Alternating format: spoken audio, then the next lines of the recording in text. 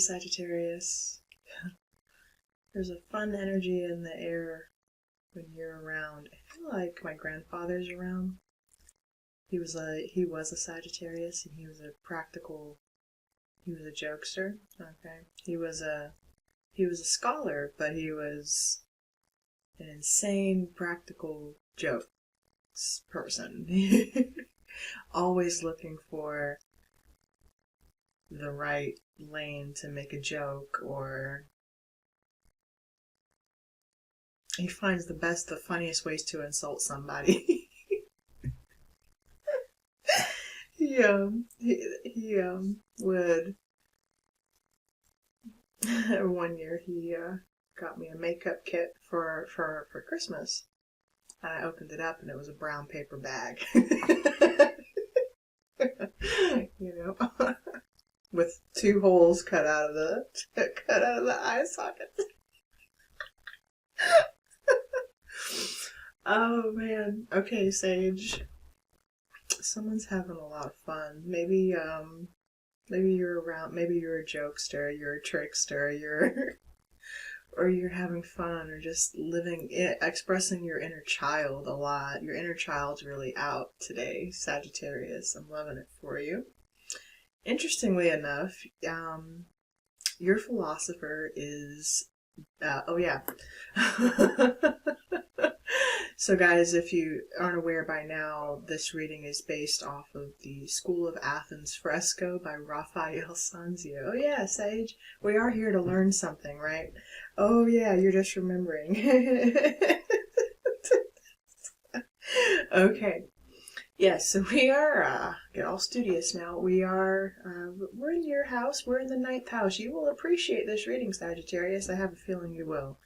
Anyway, we are basing this set of readings for the Zodiac on the School of Athens fresco by Raphael Sanzio. Okay, and School of Athens fresco, which is a fresco in the Vatican of Rome. I have seen it once, personally myself, with my grandfather, so this is also a tribute to that as well. Let's go back a ways. There it is. That's me in Rome. My grandparents are around here somewhere, but anyway, this is the Raphael's the fresco depicted in Rome. It's really beautiful. Okay, it's taking me back. Okay. All right. If my grandfather's channeling through, then help me get centered here on the message. 4. Sage. Made you look. Okay. Sagittarius, your philosopher is none other than Diogenes. Diogenes, who is a kind of a practical. He's free-spirited is the word. Free-spirited. That's you. That's you, Sage. Diogenes, none other than Diogenes, stretched out, lounging in his chair, lounging on the stairs, carefree, exposed to the world.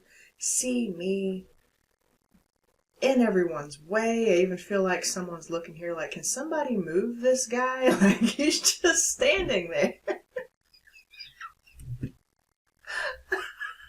I feel like everyone, like of all the philosophers, like everyone, you know how to draw attention to yourself, Sage. You can spot you in a crowded room, but you kind of put yourself as the center of attention as well. You know how to do this.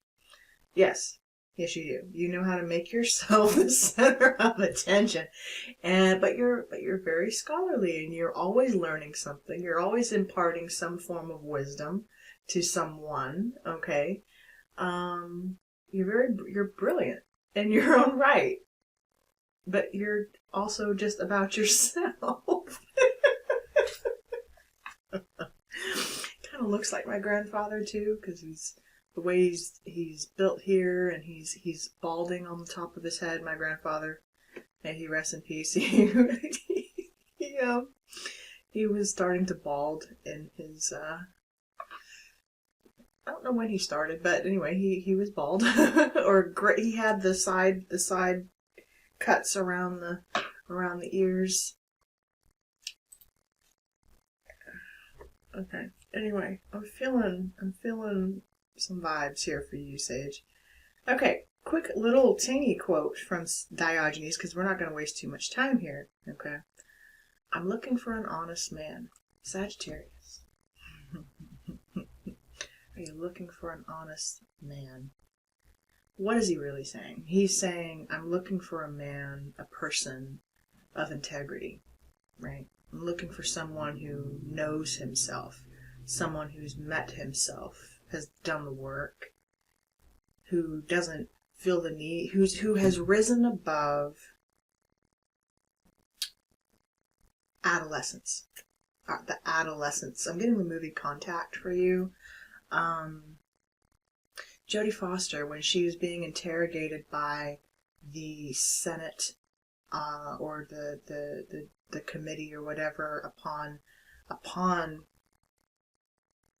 returning from going through the time machine portal, the spaceship, right, that they created that was given to them. Oh, don't let me forget the quote. Don't forget. Yeah, don't let me forget the quote.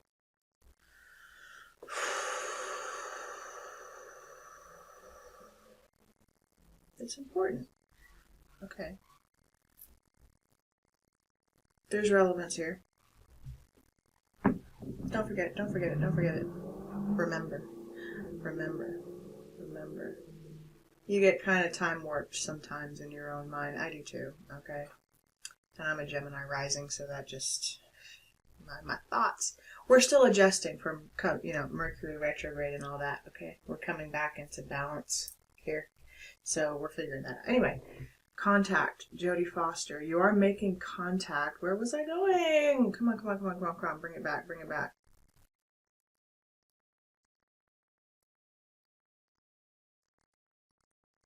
Fuck it. I guess it's not important. We'll get back on it here. Dang it! It'll come back. It'll come back. If it's meant to come back, it'll come back. Okay, I'm looking for an honest man, right? A person who's met themselves, growing out of, right, adolescence. Got it. Making contact with an alien race requires us to relinquish our childhood notions of adolescence. And there's something actually about adolescence, yes. Or maybe we're rekindling something about our adolescence. When what he's referring to adolescence is, or in the movie, it's the old notions, the restrictive mental thought processes that hold us back in society. What would that look like? War, famine, hunger, being in a state of survival mode versus a creative mode, right? Harsh government, tyranny, that sort of thing. Limited thinking, religion, even to a degree. Religion. Organized religion, I would say. Where everything done in the name of Christ resulted in a lot of deaths in the name of Christ, right? That sort of thing. From a traditional standpoint, right? Because we are looking at a classic view of these things today. We're looking at how this all relates to Hermeticism and principles, but we're also basing it back to, we're reaching back to bring it forward, if that makes sense. We're going two ways at the same time. Our history is important, is what we're ultimately getting at, okay? But in order to grow, we must evolve beyond our adolescent traits. How, and the question Jodie Foster asks, or would ask, of an alien race who is, how did you do it? How did you overcome your adolescence as a species? Because if you think about it, in order to evolve, in order to grow, in order to expand out into the universe, there's no way we can do this holding some of the viewpoints about that we do. With it's very limited thinking. We have a very limited scope of the imagination if, say, we think we're the only ones out there, right?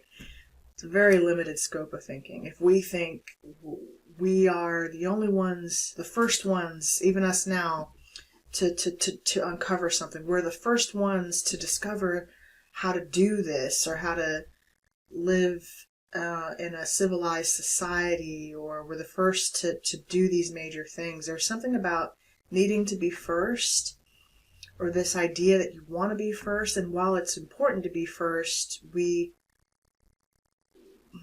get ourselves into fights. I'm seeing a storm off in the distance. We get ourselves into like headbutting situations when we feel the need to only look out for ourselves, or only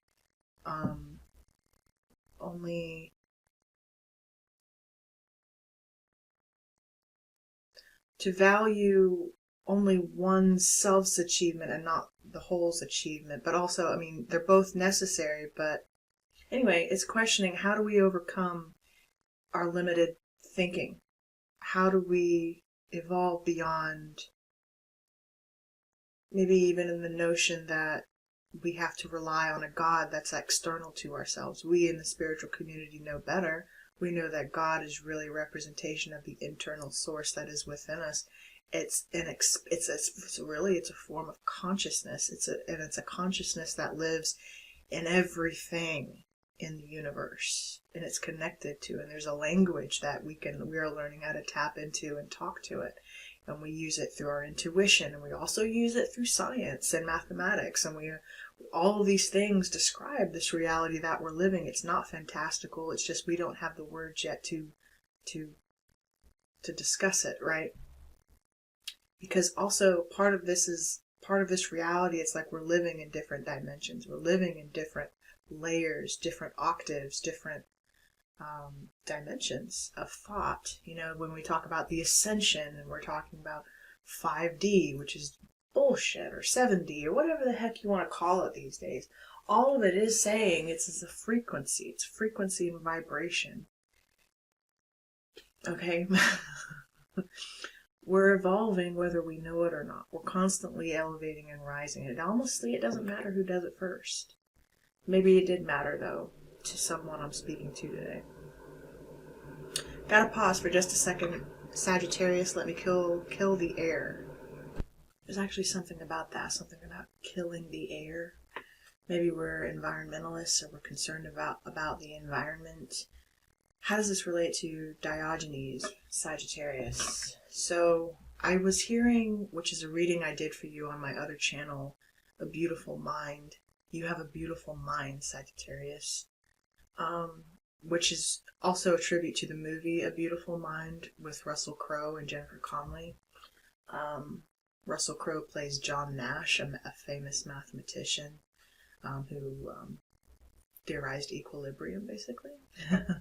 Important to economy. Maybe you are concerned about the economy. Diogenes certainly would have been concerned about the economy. You might even be an economist. My grandfather was an economist, as a matter of fact. Hey, so this is all coming through. Equilibrium. We're concerned about the balance of economy, the welfare of our fellow man. How do we evolve such that not only do we attain our personal goals, but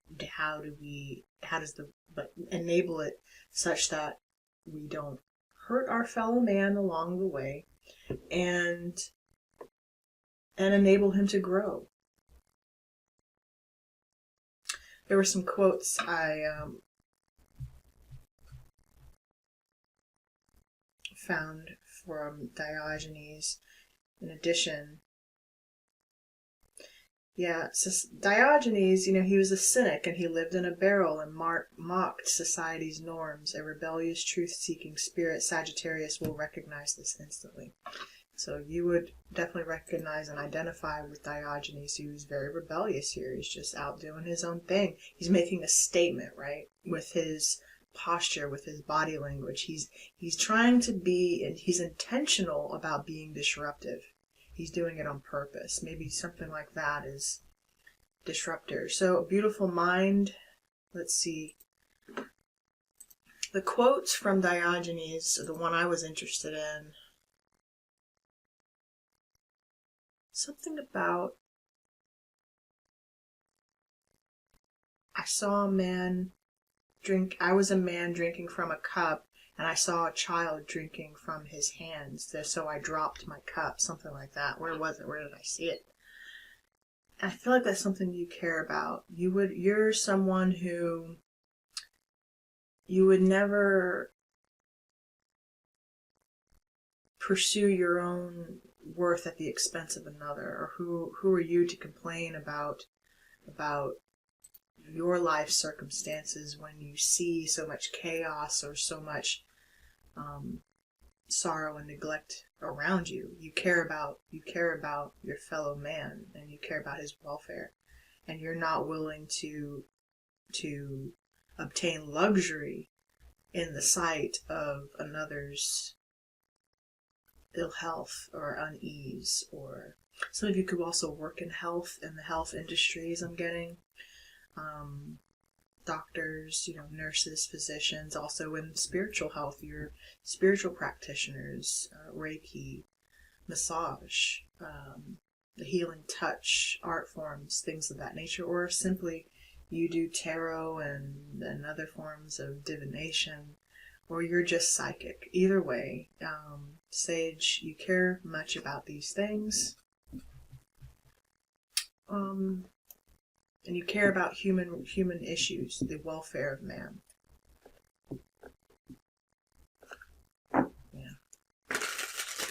Okay, what's the message then for Sage? I think that pretty much is the bulk of your message, but let's get a main message since we are almost 17 minutes into your reading. I try to make these short. I really do. I try, Sage. Okay. What is the current situation for Sage? 3 of water. 3 of cups. This is the Da Vinci Tarot.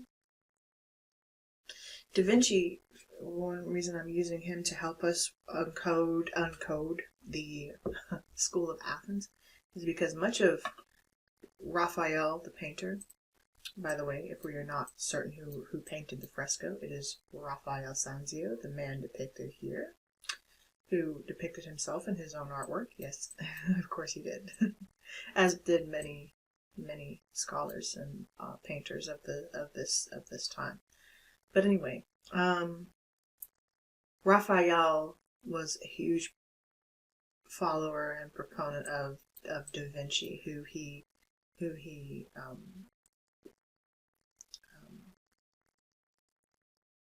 why can't I get my words right, guys? Why? Okay, anyway, he dedicated Da Vinci as Plato. Okay.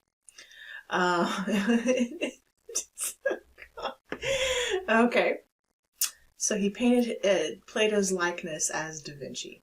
Okay. And so mathematics is also all over the school of Athens. It's important, and hopefully one of you guys is going to make me kind of show all the mathematical layers. And not only do we know where we're talking about Hermeticism in the school of Athens, because we're speaking with as above and so below principles, which are demonstrated by Plato and Aristotle and according to their hand gestures. So where we see Diogenes,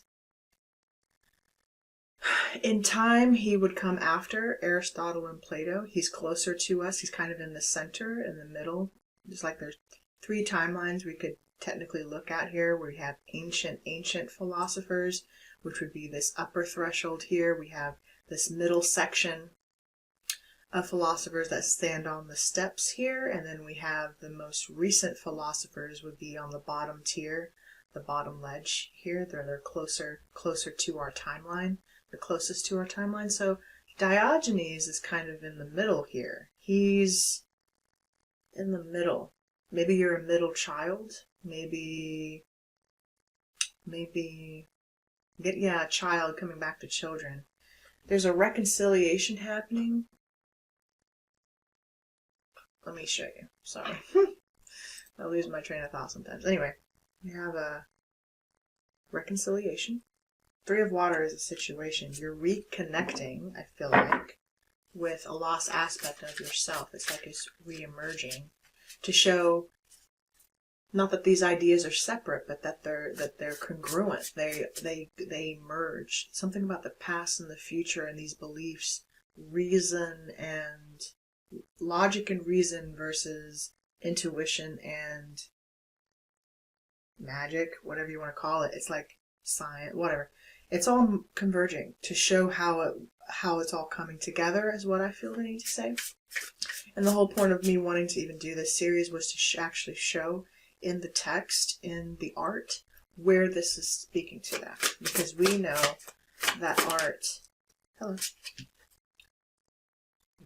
was kept secret.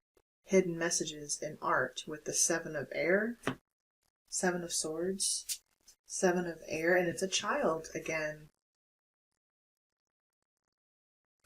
We're going to probably read that because I didn't get to read it in the other readings. This is you.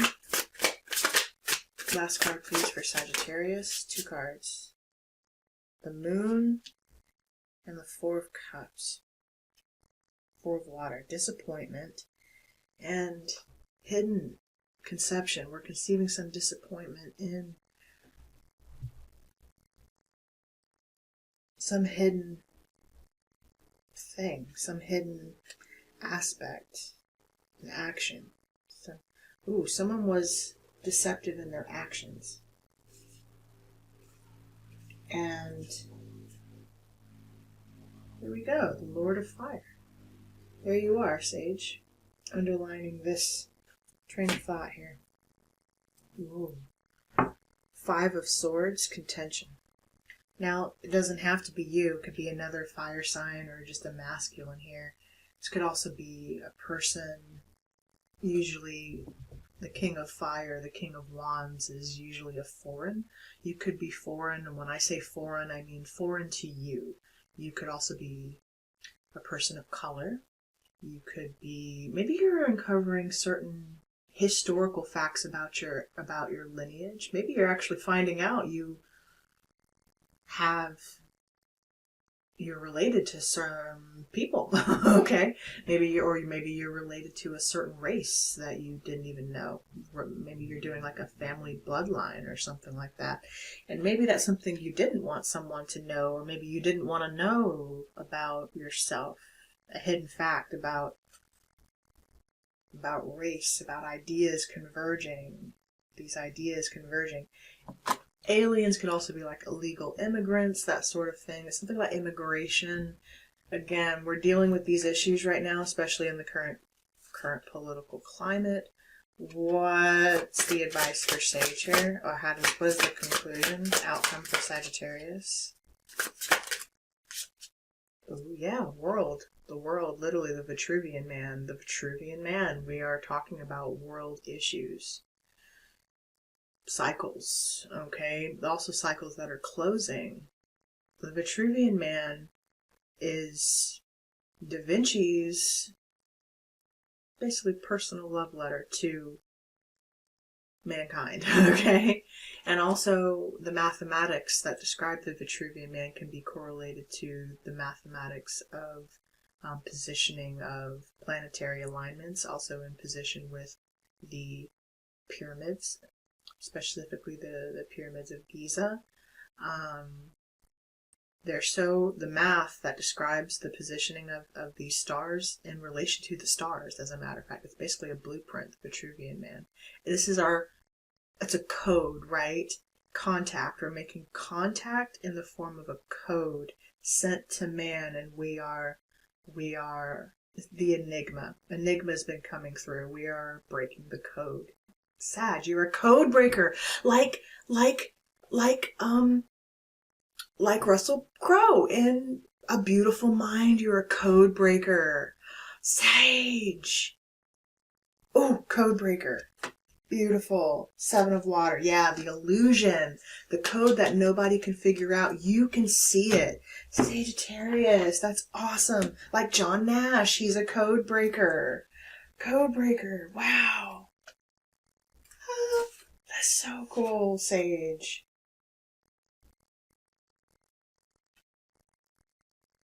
code breaker. You can break the code.